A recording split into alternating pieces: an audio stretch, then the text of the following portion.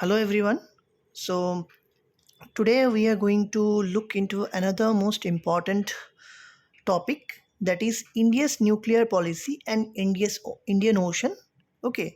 So as we know that Indian Ocean is a very important strategically very important location, and here what role does India's nuclear policy have, we need to look into that. Okay. So first thing, while considering the importance of Indian Ocean, we have to take various factors. Okay. So first thing first, which I have to explain, is like the strategic motive of nuclear policy to foreign policy. Means like, what is India's strategic nuclear policy?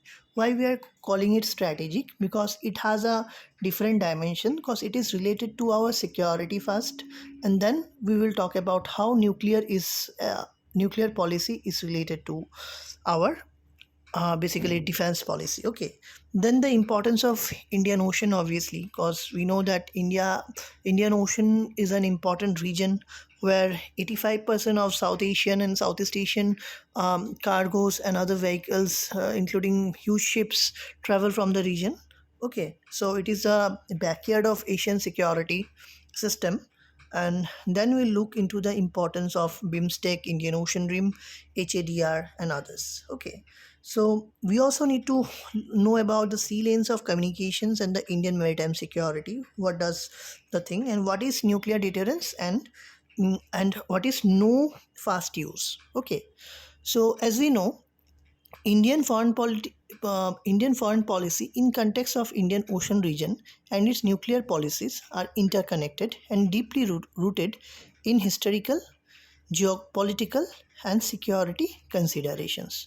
So, to understand these policies comprehensively, we need to explore India's strategic evolution, because we have to date back to what has happened and what not has happened. Okay.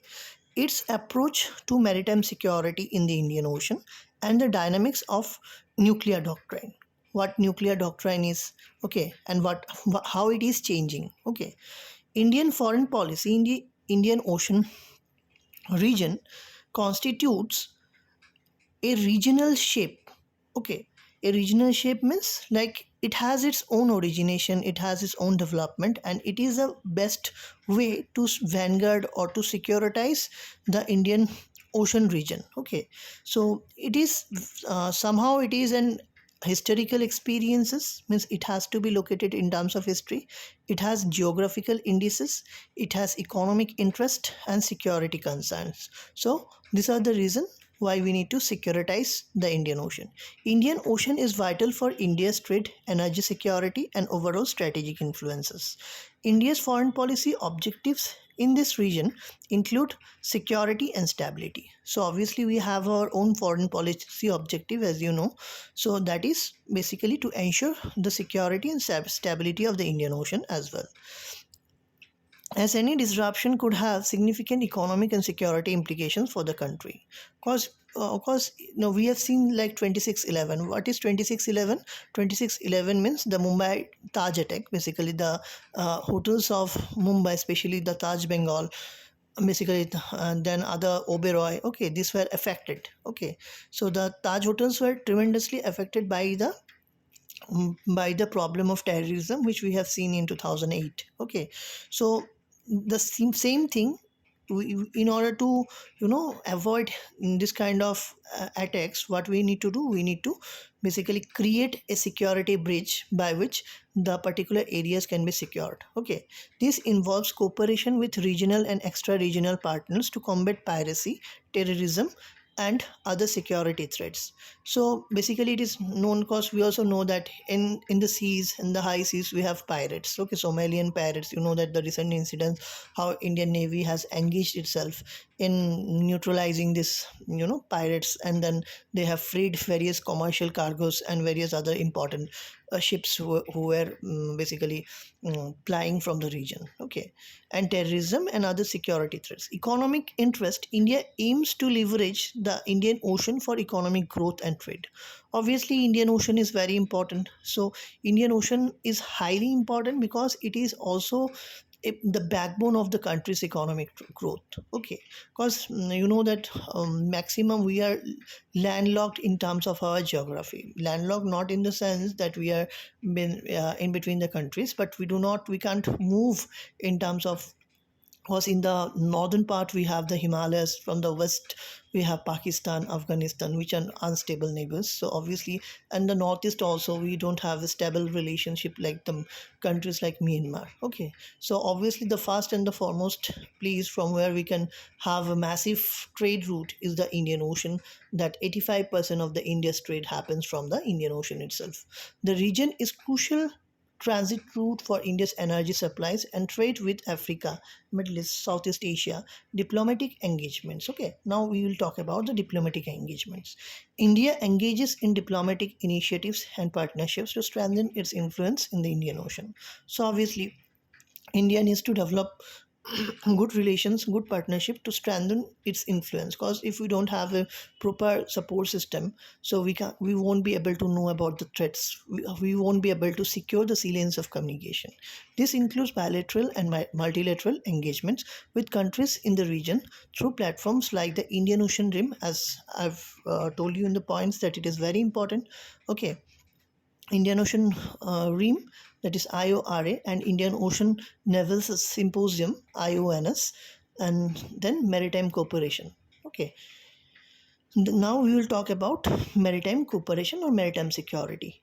India promotes maritime cooperation, including humanitarian assistance and disaster relief, which is known as humanitarian assistance and disaster relief, which is known as HADR. Okay, operations to enhance regional stability and build partnership with littoral states. Balancing external influences, India navigates between major powers like China and United States to ensure its own interests are safeguarded in the Indian Oceans. So obviously we know that there are larger powers like USA and China. So you know it very well, like China has always nationalized its South China Sea. Okay, and China calls it as a red lake or China's lake, and China do not welcome any surveillance or any presence, like it won't entertain any vehicles, like vehicles means ships from the US or India or any countries into its red lake, okay, into a South China Sea. So seemingly we also need to do what, we need to safeguard the Indian interest of the Indian Ocean, while also fostering cooperation with other regional players like Australia, Japan, Indonesia. India's nuclear policy is guided by its unique strategic circumstances, historical context, and evolving security challenges. Obviously, we have a different security concerns because we have China, with whom we have strained relations, and we have Pakistan with whom we have already fought wars. Okay, so Indian Ocean plays a vital role because China is also having a string of policies, string of past policy, but it is not a policy, it is a strategy by which it can basically encircle India. Okay, so we have to look into those security challenges. India's nuclear doctrine revolves around credible minimum deterrence and a no fast use, which I've told you that we won't use our nuclear weapon on the very fast basis. Okay, so we believe in minimum deterrence. Minimum deterrence means when someone will attack on us or attack us, that time only we will be using our nuclear devices, but with the capability for a robust retaliatory strike if attacked. Okay, means if someone attacks us, then only we will basically show them what kind of potential we have, because India is also a nuclear state. And when India has its first nuclear, first India declared to be first nuclear state in which year? It is in 1974, and where? It is in Pokhran, so it is known as Pokhran 1. And when is the second nuclear test being conducted? You just ping me in the comment, I will just see if you know or not. Okay, so no fast use policy, but with the capability of robust retaliatory strike if attacked. Key elements of India's nuclear policy includes credible minimum deterrence. India's nuclear doctrine emphasizes maintaining a credible minimum deterrence posture. Means we do not want to retaliate back. Okay, so we will be deterring. Okay, deterring in terms of what? So that we don't want to engage ourselves into any kind of nuclear imbalances, because we know, we have seen what are the consequences which has been faced by the countries like Hiroshima and Nagasaki. Okay, so nuclear accident is not a very easy thing to be handled for a nation like India.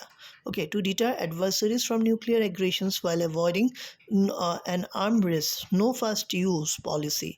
India declared a NFU policy, that is no first use policy, committing not to use nuclear weapons fast in a conflict. This policy underscores India's stance that nuclear weapons are for deterrence and retaliations, not for aggression. Retaliations and survivability. Okay, now we will talk about retaliation and survivability. India focuses on the survival and effective retaliatory capability. So obviously from this you remember the principles of realism. Okay, that which believes in the idea of survivability of states. So India also believes in the idea of survivability, because if you are alive or if you can survive, then only you can think about your development, else not. Okay, so survivability becomes the key point for a nation states like India to prosper, to bring its economic development and growth towards this region. This involves a nuclear triad, that is land, sea and air based delivery system. So obviously we are so powerful that we have all the facilities which is endowed in land, sea and air based delivery systems. To ensure this the ability to ensure the ability just okay so to ensure the ability means, in what sense?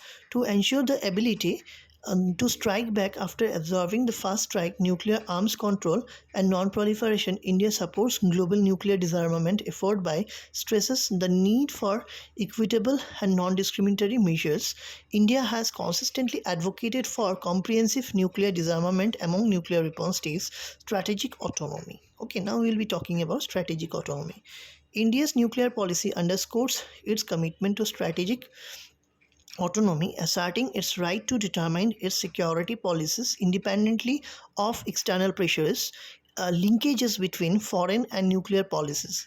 India's foreign and nuclear policies are interconnected, as I told you earlier, especially in the context of Indian Ocean region. The Indian Ocean is a critical area for India's nuclear deterrence strategy, as it hosts key naval bases and maritime checkpoints that are vital for power projections and strategic signaling.